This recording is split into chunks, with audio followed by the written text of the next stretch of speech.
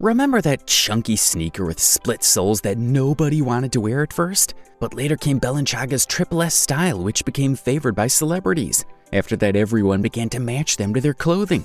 Or those tracksuits, which were traditionally athletic wear before Paris Hilton wore them, and then they became instant fashion classics.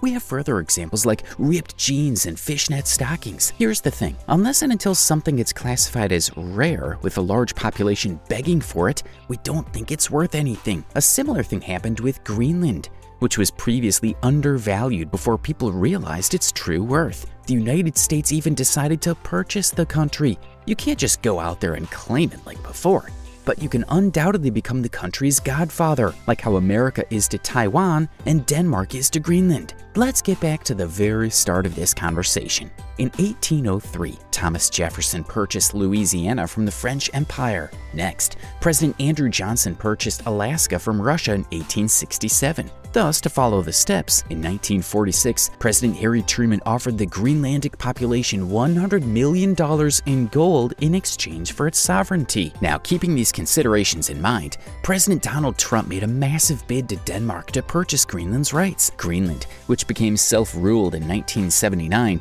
is 811,000 square miles in size, with just about 20% of its land area free of ice. But before we get into the video, here are the specific reasons why the United States wants to purchase Greenland. Exceptional minerals on the planet, the quickest trading sea route, a base for surveillance satellites, a military setup, an ideal launch site for rockets, security from Russia, and an advantage in the economy over China. Number 1. Rare minerals. First, the country contains a vast supply of untapped minerals, such as praseodymium, dysprosium, terbium, uranium, zinc byproducts, and much more. Currently, China mines over 70% of the rare minerals and 90% of the magnets. Who hasn't heard of the Chinese supplier's price monopoly, which could pose a problem in the future? This means that if the United States acquires Greenland, its reliance on China for high-tech batteries and magnets used in cell phones, wind turbines, and electric vehicles will be drastically reduced.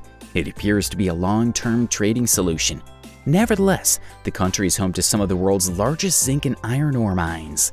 Number 2. Less trading time. Second, the country is located in the heart of Europe, North America, and the Middle East. Given the melting ice cubes, it appears to be a new feasible maritime route for trade vessels as well as warships. According to Mike Pompeo, this method will cut the journey time of U.S. ships to Asia by less than 20 days than before. And sure, it appears that the use of the Panama Canal and the Suez Canal paired with the Greenlandic ports will be extremely beneficial to the United States in terms of cost reduction. Number 3. Armed forces and satellite tracking system. Since 1943, America has maintained a military presence in Greenland. There is a satellite monitoring system and a ballistic missile early warning system at the airbase of America in Greenland. This will be very beneficial to the nation in the event of bomb strikes or foreign invaders. Number 4. Win against China. Before President Xi Jinping, the United States was rather relaxed about China's strategy in the mining industry. China concentrated on resource extraction in southern and central Africa, giving America minimal stress lines. But then came President Xi, and his foreign policy gave U.S. officials shivers. Since more than 100 million tons of ore are stored in Greenland, the United States risked losing its position in the world market if it fell into the hands of China. This is what prompted former President Donald Trump to get off the chair and make an offer. As of 2007, Australian business Greenland Minerals, which is working on the Kainfeld mine, has come under the attention of the United States. Number 5. Surveillance over Russia. The conflict between Russia and Ukraine is visible to everyone in the world, as is Putin's threat to use nuclear weapons. Consider the loss that such an event would cause for the entire world. Or what if Russia has different military plans than what America thinks? Whatever the case, Greenland's participation in the American warning system will be a great asset for the nation. Number 6. Rocket launching site. Additionally, Greenland's ice sheet is ideal for rocket launches. There was news in 1964 about how America tested out its approach by firing a $3 rocket onto the surface of Greenland.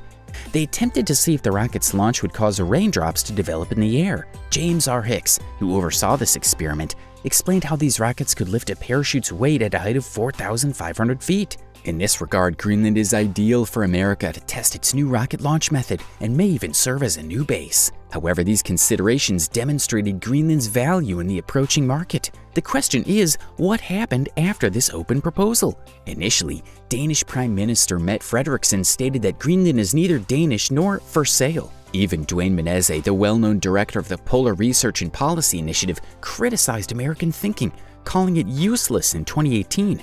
According to him, 41 countries invested in Greenland in 2018, with 21 belonging to Canada, Australia, and the United Kingdom. The best part is that none of them are American. Even Foreign Minister Pale Broberg opened up about how the Greenlandic people are thrilled to have an American military installation in their midst, but they do expect something in return. Instead of simply banking on its natural resources, he believes the country should invest in the mining, tourist, and fishing industries of Greenland. Prime Minister Mute Aged shared his opinion, saying that Greenland is looking for a fair share of profit from such an offer. This appears to be an acceptable option. Now, before we tell you the consequences of such offers, consider this. To make the offer sound more realistic, Trump mentioned that Denmark spends more than $700 million per year subsidizing Greenland. Denmark, in case you didn't know, provides Greenland with foreign policy and security services. This is where the Financial Times mock appraisal of Trump found that Greenland was worth $1.1 trillion.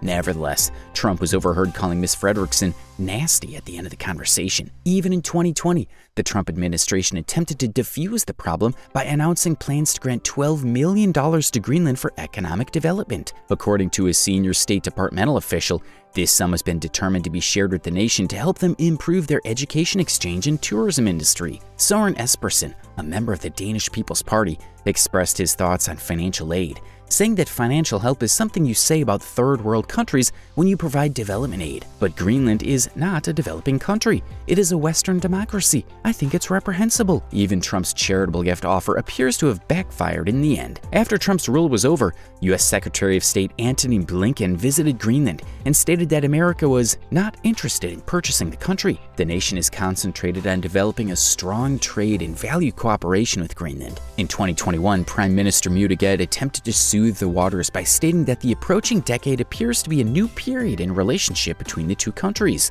The Prime Minister's response sounded reasonable, especially given that Greenland's local government was observed considering the idea of a free trade agreement at the time.